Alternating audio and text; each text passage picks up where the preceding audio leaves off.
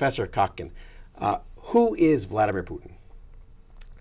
Vladimir Putin is the kind of guy where if you had a whole bunch of 25-year-olds sitting around a table in Burbank and they were trying to figure out what was the ideal villain for a movie, this was sort of central casting, and they began to throw ideas around the table.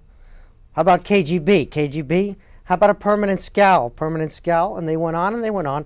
They would produce a figure like Putin. Some people say that he's just a non-entity. He's been riding the forces of history and is not really a driving player himself. Do you buy that? Yeah, this reminds me of what the Trotskyites used to say about Stalin, the outstanding mediocrity of the party.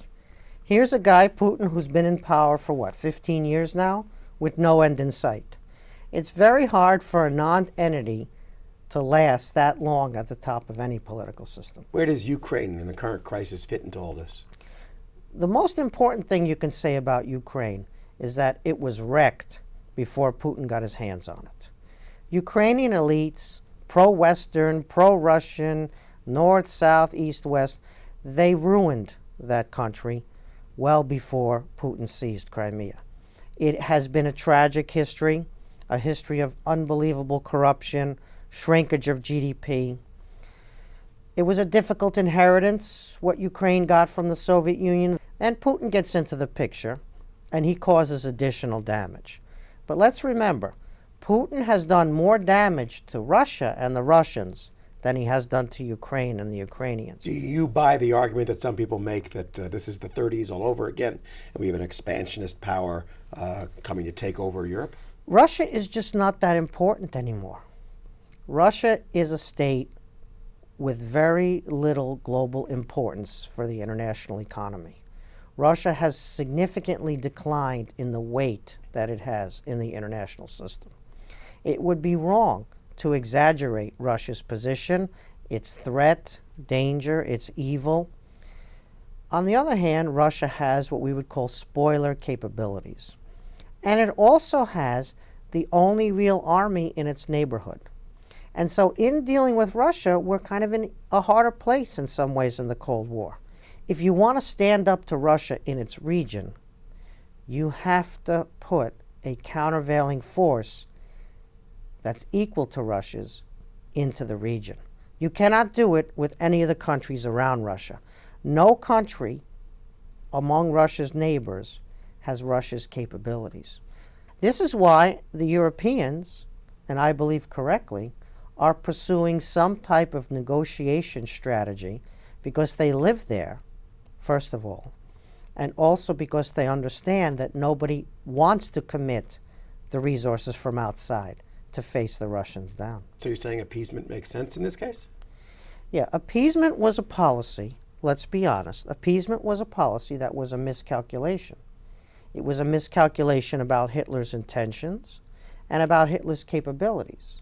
So appeasement is, of course, a dirty word, but there were logical issues involved in Chamberlain's decision-making. So making some concessions to Putin in Ukraine might actually be a wise If policy. Putin is not Hitler, if he is not Hitler in intention, and he is not Hitler in capability, and if the alternatives are worse, then some type of negotiated settlement with Putin ought to be on the agenda. The appetite for such a discussion is not there yet.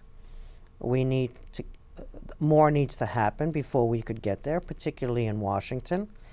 It's almost blasphemous to raise such issues because, of course, Crimea was seized, as we said, in a violation of international law. But sometimes distasteful negotiation is superior to the alternatives. Not obviously in the case of 1930s Central Europe and Chamberlain's miscalculation, but potentially now. Let's think about the sanctions, Gideon. You know a lot about sanctions. Sanctions are a difficult proposition to enforce over a long period of time. That's what we're looking at right now as the realistic alternative. Either introducing a significant size army from the outside, I don't see that in the cards, or indefinite sanctions. How indefinite? How long do you think Putin's regime has in it to go? Well, so far the sanctions have not altered his behavior. So far they haven't worked towards their ultimate goal. Have they inflicted pain? Yes. Have they changed Russia's policies? No. If sanctions do not change Russia's policies in the short or even medium term, we face the possibility of long-term sanctions. The Europeans this summer have to vote again on renewal of the existing sanctions. That's just this summer. We don't know how that vote's going to come out. So you think the Europeans will cave before Russia does? Europe is a giant power. It's got a huge multi-trillion-dollar economy, 350 million people, and it's as strong as its weakest member, because all members of the European Union have a veto over European policy. So you tell me how the Europeans are going to stay in a sanction regime over potentially decades, because that's what we could be looking at. Maybe the Putin regime collapses. Maybe we get extremely lucky. Maybe Russia comes and asks for forgiveness and says that they made a mistake. Maybe they roll back their occupation of Crimea, and maybe hell freezes over. Stephen Kotkin, thank you very much. Thank you, and see you in the next Foreign Affairs Focus.